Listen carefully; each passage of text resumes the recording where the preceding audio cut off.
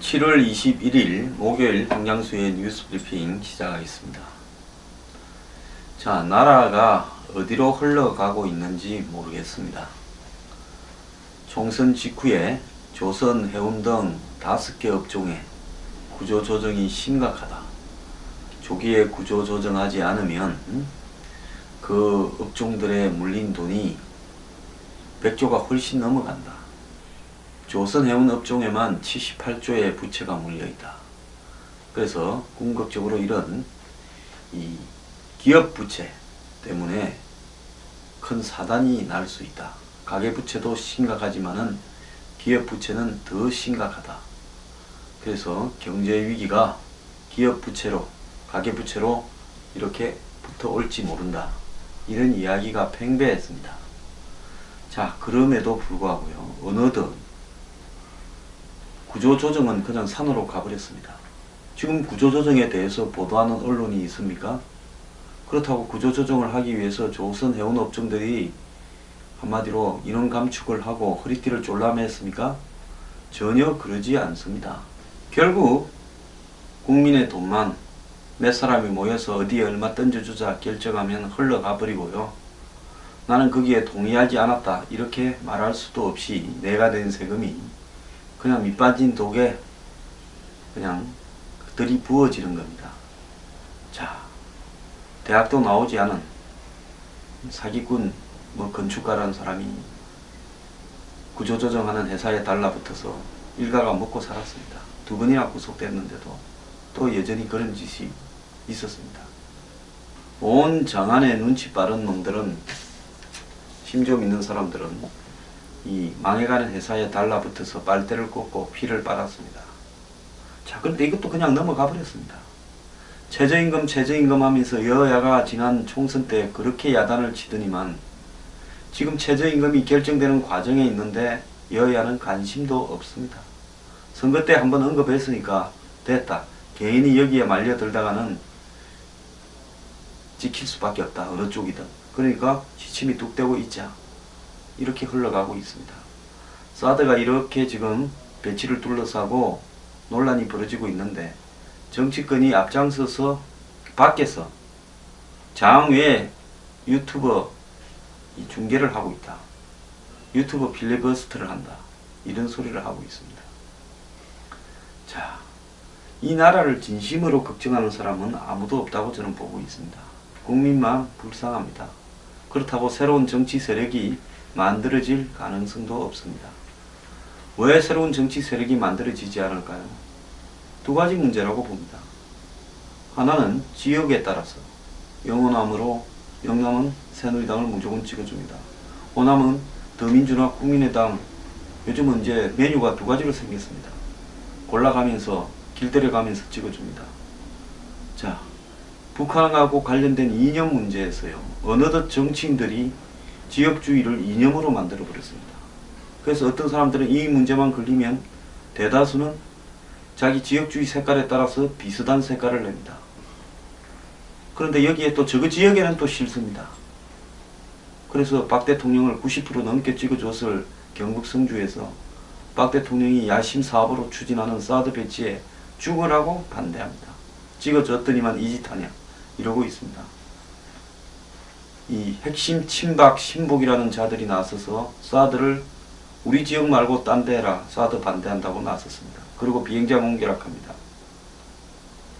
자, 전부 다 거의 사기꾼 비슷한 인간들이 정치를 하고 있고요. 정말로 장관이나 수석을 하는 인간들 중에서 국민을 위한 최소한의 양심이나 공복의식조차도 찾을 수 없습니다. 우병우 민정수석 사퇴 안한다, 버티겠다 합니다. 그러면서 어제 개강적에 아마 해명을 한 모양인데요. 책상을 치면서 반박을 했답니다. 계약할 때는 자기는 있지도 않았다 해놓고 동석했다 말이 1326억짜리 땅 넥슨을 팔 때 핵심자들만 한 방에 들어가서 부동산 물려치고 이야기했다는데, 그 방에 공직자가 당일 그때 저축은행 때문에 난리가 났던 시점에서 검찰을 나와서 계약하는 방에 동석했다는 거 아니겠습니까? 이분은 처가의 재산 거래가 더 중요합니까? 왜 우병우가 있어야 계약이 된 겁니까? 자, 그 말은 넥센과 우병우 간에 무슨 관계가 있길래, 아니 사이가 보통 땅치지, 처갓집에 장모하고 처제 처형 자기 부인 명의로 돼 있는 땅을 계약하는데 꼭 사이가 있어야 계약이 됩니까? 주요 공직자인, 뭐 수사기획관 했을 겁니다. 주요 공직자인 이 사람이 검찰을 비우고 이렇게 가도 되는 겁니까?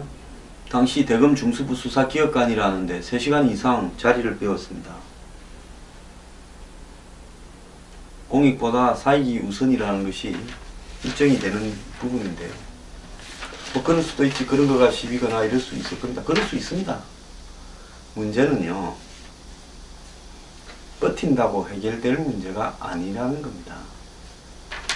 자, 또 억울하다고 빨아주고 싶으십니까? 저는요, 박 대통령을 둘러싼 주변에는 왜 이런 사람들만 전부 모여서 바리케이트를 치면서 손바닥으로 하늘을 가리려고 하는지 모르겠습니다. 자, 해가 쨍쨍한 날 손바닥을 들고 눈을 가리면 하늘이 가려집니까? 온몸은 햇빛에 노출이 됩니다. 자, 돈이 있는 사람은 지독합니다. 돈이 있는 사람일수록 여기도 좀 퍼주고 저기도 좀 퍼주고 실수로 계약해서 돈도 좀 날리고 그렇게 할 것 같습니까? 자, 강남역 사거리에 저 땅 굉장히 유명한 땅이었습니다. 필지가 한 4개쯤 될 거고, 저 자리에 모텔을 비롯한 조그만 건물들이 있었습니다. 자, 1000여 평쯤 되는 저 땅을 돌아다니는 걸, 저 땅에 관한 한마디로 거래맹세서 이런 것들이 돌아다니는 걸 안 본 대한민국의 브로커가 당시에 거의 없을 겁니다. 저도 봤습니다. 자, 살 사람이 줄을 서서 수십 명, 100명 대기를 하고 있던 알짜배기 땅이라면 왜 그걸 전 장안의 브로커들이 들고 다니겠습니까? 자, 그때가 부동산 파동의 끝물이었습니다. 2008년 9월에 금융위기가 터지면서 추석 마치고 바로 터졌지 않습니까? 터지면서요, 강남의 어느 땅들도 거래가 안 됐습니다. 저 땅뿐만 아니라요. 모두가 세상이 또 어떻게 될지 모른다 생각하고 몇 년간 숨죽이고 보고 있었습니다. 지금도 강남의 덩치 큰 땅들 거래 잘 안 되고 있습니다. 자, 넥슨이 저 땅을 사서 30억을 손해보고 실질적으로 한 70억을 손해보고 또 넘겨줬다. 그 땅을 사서 개발을 한 그 리얼케이머라고 하는 회사, 그 프로젝트 회사가 정말로 김정주하고는 무슨 관계인지 아무 관계가 없다고 말하고 싶습니까? 저렇게 땅을 사서 손해보고 남한테 넘겨주는 대한민국의 기업인이 단 한 명이라도 있는지 저는 의문입니다. 자, 그렇다면 이 김정주는 적어도 이 땅을 사면서 어떤 행태로든 우병우와 이렇게 눈도장을 찍고 내가 당신 땅에 편의를 봐줬다라고 했을 가능성이 매우 높습니다. 그때 우병우 처가 일가는 이 땅에 대한 상속세를 못 내어서 국세청이 내지 못한 상속세에 대해서 이 땅을 비롯한 나머지 이런 이상달 일가 땅에 건저당을 설정해 두고 있었습니다. 국세청이 건저당을 설정한 땅요, 그거 참 쉽게 잘 팔기 어렵습니다. 자, 그런 땅에 이렇게 그걸 없애주고 현금을 갖다가 1326억을 꼽아줘서 이 일가들에게 이 골치 아픈 큰 덩치에 정말 돈은 있습니다. 남이 봤을 때 이 숫자상으로 돈은 있지만 이게 팔리지 않기 때문에 미치고 한장할 노릇이죠. 상속세는 꼬박꼬박 넣고 늦게 내면 가산세가 붙습니다. 그래서 그걸 못 내서 건저당까지 설정되었습니다. 시간이 지나다 보면 나중에 경매에 넘어갈 수도 있습니다. 이 택시비 올라가는 것처럼 째깍째깍 올라가지 않습니까? 자, 이런 땅을 사줬으니 은인도 보통 은인이 아니죠. 근데 그 집의 사이가 대검의 수사기획관을 하는 잘 나가는 한국의 주요 고비마다 뭐 노무현 사건 수사도 하고 이 검찰의 핵심에 있는 대검 중수부 수사기획관이라는 것을 김정주 넥센 사장이 몰랐을까요? 그 땅의 주인이 이상달 씨라는 거 소문이 다 나 있었습니다. 저도 알고 있었어요. 이 이상달이가 이번에 그 이상달인가 생각을 했습니다. 사건 터지고 난 다음에. 자, 그 이상달 씨의 사이 중에 고위 검사가 하나 있다. 사람들 소문 다 알고 있었습니다. 자, 그런데 넥센이 이거를 살 때 서로 몰랐다. 나는 가지도 않았다. 그리고 돈 받고 서류 주면 끝나는 거지. 왜 부동산을 배제시켰는지, 당사자 간 거래를 했는지 그건 모른다. 이렇게 이야기하는 것은 옳지 않은 해명을 하고 있다고 보고 있습니다. 자, 우병우 수석은요, 공직자로서 이런 납득이 가지 않고 있는 땅 거래, 결국 그것이 부인의 재산이고 부인의 재산이 자신의 공직자, 고위공직자 재산 공개에 자신의 그 재산이 한 400억 가량 된다고 나온 거 아닙니까? 애초에 민정수석 자리에 재산이 한 400억쯤 되는, 그것도 처가 쪽과 관련된 재산이 한 400억쯤 되는 그런 사람이 올라간 것이 옳았느냐? 또 장인이 뭐 건설 중개사를 경영하기도 했지만 땅이나 골프장으로 유명하고 일부는 무리를 빚어서 장인이 교도소도 갔다 왔습니다. 경호와와 관련된 기행시시 사건으로요. 그런 사람을 민정수석에 올리는 것이 옳았느냐? 사람이 그리 없습니까? 옳지 않은 짓을 했지요. 그러면 왜 저렇게 우병우가 민정비서관, 민정수석으로 올라가도록 누가 방치했느냐? 누가 밀어줬느냐? 자, 저렇게 재산 400억쯤 가지고 이런 거래가 있었고 넥센에 땅을 팔기도 했고 이 골프장을 가지고 무리도 빚었고, 저번에 어버이연합 사건 때도 경호회가 어쩌고 저쩌고 하면서 결국 우병우 수석 이름이 나오지 않았습니까? 물론 그게 옳은 문제 제기라고 저는 보지 않습니다만은 어쨌든 구설수의 대상이 될 수 있는 인물이었습니다. 이런 인물을 앞에 놓고 부패 척결을 하겠다니까 부패 척결의 당사자가 된 쪽에서 대물은 거 아니겠습니까? 자, 요즘 한번 보십시오. 롯데 사건 수사에 매일 한 건씩 터지던 내용이 조용해져 버리지 않았습니까? 이거 누가 터잡겠습니까? 바보도요, 롯데 사건의 수사 대상이 되는 정치인들이 터졌을 거다. 대우조선의 수사 대상이 되는 정치인들이 터졌을 거다라고 생각을 할 겁니다.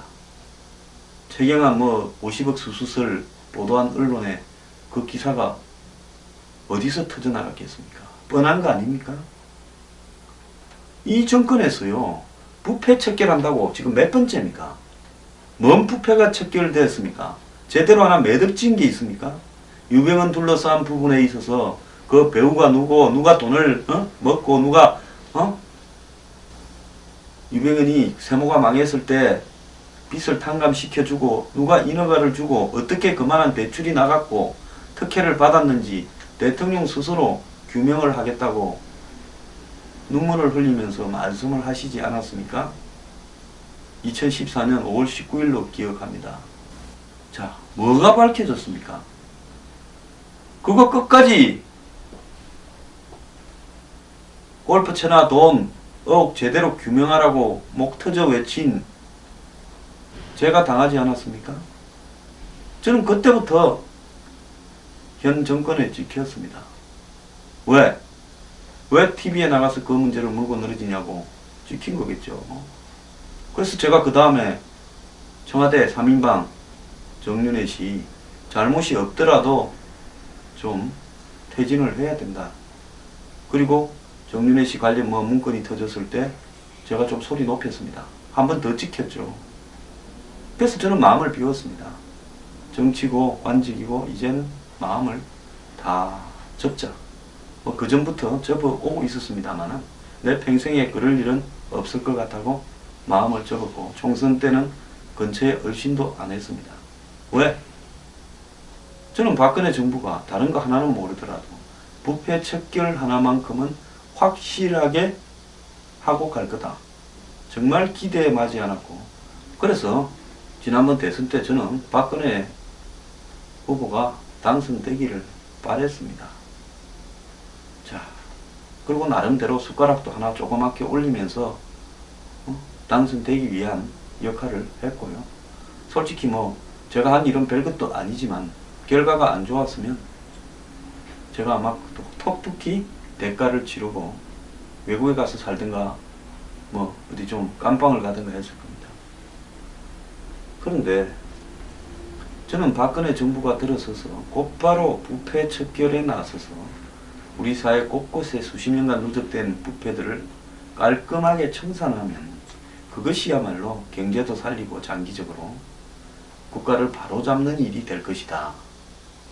그리고 우리 사회 곳곳에 기득권에 의해서 잘못되어진 제도 운영을 이 정상으로 돌리면 그것으로 족하다. 뭐 대통령이 어떻게 경제를 살리고 국가를 한 번에 제대로 만들 수 있냐. 단 향후 수십 년 흘러갈 수 있는 제대로 된 방향의 틀을 잡는 것이 중요하다. 그래서 안보도 제대로 가야 된다. 이런 것은 부패 척결, 그 다음에 안보 확립, 그리고 기득권에 의한 횡포, 이런 부분을 청산하는 데는 박 대통령이 적임일 거다라고 생각을 했습니다. 그런데 좀 우려가 있었습니다. 정권 초반부터 보니까 주변에 한마디로 홍기택, 최경환 뭐 이런 분들 있지 않습니까? 3인방 쭉 늘어서고 바리케이트를 치면서 초대 총리 임명 내정자 보고 저래가지고 뭐가 되겠나 이랬습니다.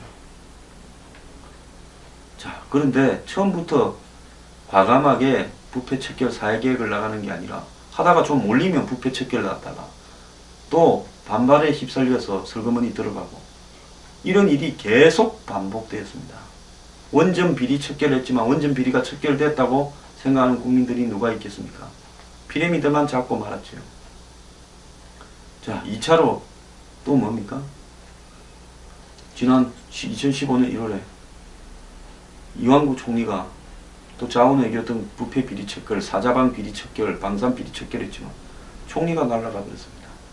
이번에 3차로 조선해운 뭐 비리 척결에다가 롯데그룹 비리 척결 들고 나왔지만 이제 우병우가 코너에 몰려버렸습니다. 왜 이런 일이 반복된다고 생각하십니까? 자, 친박들요, 기세 좋게요, 반기문 세웠습니다. 총선에 졌으면 정말로 우리가 대통령을 잘못 보좌했다.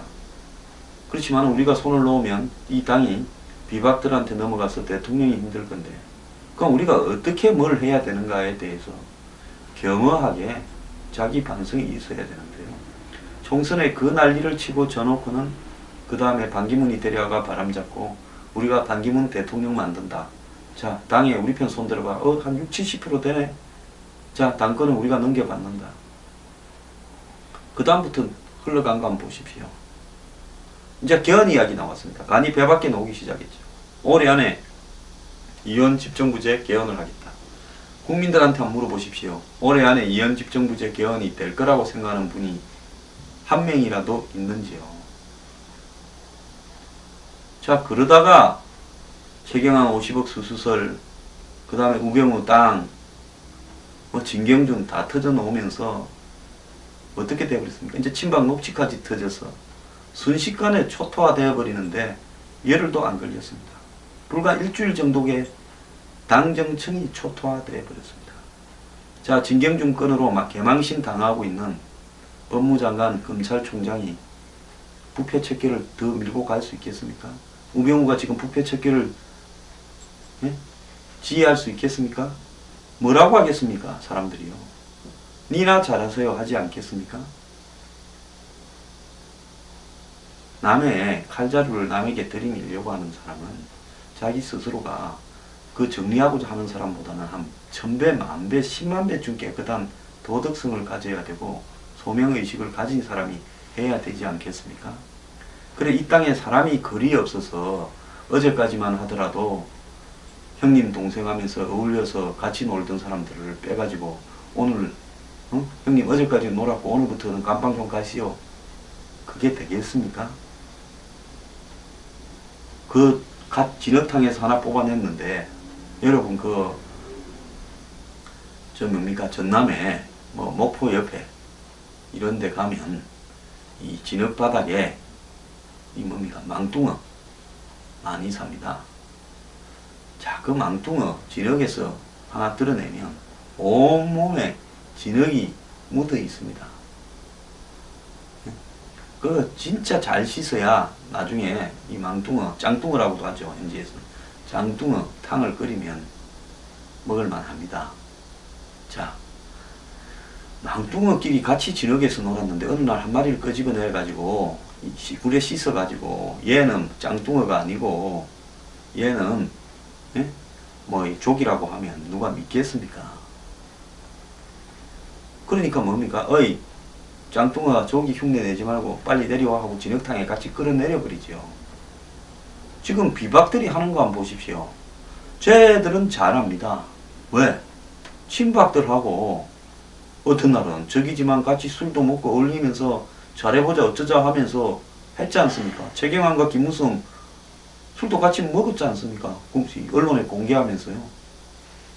자, 서로 다 합니다. 물밑으로요. 또 이야기도 많이 주고받았습니다. 그러다 보니까 아무런 경계의식도 없이 전화를 걸어가지고 형님 들어가셔. 옆으로 옮기셔. 안 그러면 형님 거 내 다 갖고 있는데 다칠 수 있어. 그래 이게 뭐 너가 내 보장해 줄래? 이게 대통령의 뜻이냐? 그런 거 알겠어? 그렇게 알고 들어가라고. 이렇게 지금 이야기하고 있지 않습니까? 자, 그러더라도 좀 우아한 느아르에 보면 그래도 횟집에 불러서 초밥이라도 먹으면서 사케라도 한 잔 따르면서 그 동생 옮기게 거기 하면 다쳐 이렇게 좀 우아하게 이야기를 하는데 저건 뭡니까? 전화를 가지고 거의 삼류 양아치처럼 저렇게 하지 않습니까? 자, 녹취하는 놈도 양아치입니다. 전화를 걸은 놈도 양아치입니다. 거의 이거야말로 양아치들의 전성시대입니다. 그러지 않습니까? 지금 돌아가는 꼴들을 한번 보십시오. 이게 검사입니까? 조폭입니까? 진경준이 저 검사라고 할 수 있겠습니까? 전국에요. 기자 풀어서 어이 김 기자 무슨 이 기자 뭐 비리 좀 들고 와 기업들. 국세청에 이거 어디 저 사정 기관들한테 비리 좀 없어? 비리 수집해가. 예를 들어서 그 비리 있는 기관 수사 들어가서 오나 좀 오라 그래. 내가 청소해서 하나 필요하다. 이런 거하고 뭐가 다릅니까? 거의 똑같지 않습니까? 저는요 넥슨의 김정주 저 인간 저거 대단히 심각하게 조사 좀 해야 된다고 생각합니다. 어떻게 좋아하는 사람들이 전부 칼라들이 저런 사람들하고만 어울리고 연결되고 주고받고 팔고 사고 밀어주고 이럽니까? 도대체 뭐가 그렇게 흑막이 많길래 저렇게 삽니까?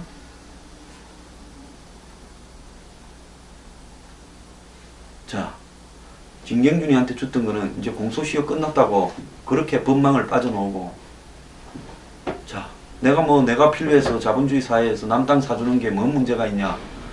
우병우 땅인지 몰랐다 하면 또 이것도 벗어납니까? 근데 저런 사람들 많이 봤는데요. 언젠가 한 번은 어디서 단단히 걸립니다. 저렇게 비슷하게 살아오다가 정치판에 들어와 있는 사람도 있는데요.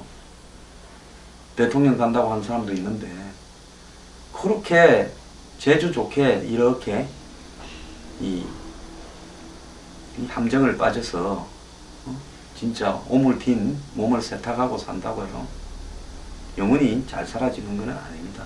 언젠가 한 번은 임자 만납니다. 문제는 뭔가 하면요, 저런 인간들을 뜯어먹고 사는 대한민국의 한마디로 법조계, 사법기관, 고위공직자들의 행태입니다. 제가 나양욱 때 이야기하지 않았습니까? 자, 고위공직자쯤 되어서 돈 좀 있는 놈들하고 어울려 다니면서 형님 동생하고 골프 치고 봉투 받고 이러고 다니면 세상에 눈에 보이는 게 없어서 개돼지 발언이 나온 거 아니겠습니까? 1%요. 자, 지금 1%라고 볼 수 있는 진경준이, 우병우, 김정주가 사는 삶을 한번 보십시오. 그 1%라고 볼 수 있는 새누리당의 친박 위박이 사는 삶을 한번 보십시오. 자, 누가 개돼지입니까?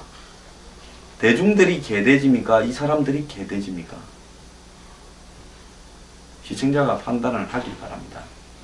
근데 대한민국은요, 트럼프보다 더한 사람이 나와서 한 번은 제대로 뒤집어야, 정말 임기 5년 내내 이 사회를 바로잡는 일만 한번 하겠다고 나와서 그야말로 전부를 한번 다 틀어야 이 나라가 제가 볼 때 정상이 되지. 그러기 전에는 이 나라는 너무 뼛속까지 썩어가지고요, 정말 방법이 없다고 보고 있습니다. 법조계가 양아치고, 기업가가 양아치고, 정치인이 양아치라는 것이 입증되는데 열흘도 걸리지 않았습니다. 한 주일 만에 다 입증되었습니다. 자, 그러면 앞으로 어떨까요? 이거보다 더한 모습을 보게 될 겁니다. 더한 녹취가 터져 나올 거예요. 더한 유착이 터져 나올 겁니다. 우병우 수석요, 버틴다고, 우병우가 버틴다고 정권이 유지하는, 한마디로 지금 사정 강경 드라이버가 유지가 되겠습니까? 뭐 좀 아는 사람들은 이렇게 말합니다. 이미 끝났다. 그나마 최악이 되기 전에 물러나서 옆에라도 흙탕물이 덜 튀게 해라, 이겁니다. 책상을 두드려요. 자, 본인이야 여기서 물러나면 끝이라고 생각하니까 버티겠죠. 근데 대충 세상이 흘러가는 흐름이 있습니다. 그 흐름을 혼자서 이렇게 막으려고 막아지는 게 아닙니다. 양아치들의 전성시대가 극에 달하고 있는데요. 이제 예고편입니다. 좀 더 두고 보십시오.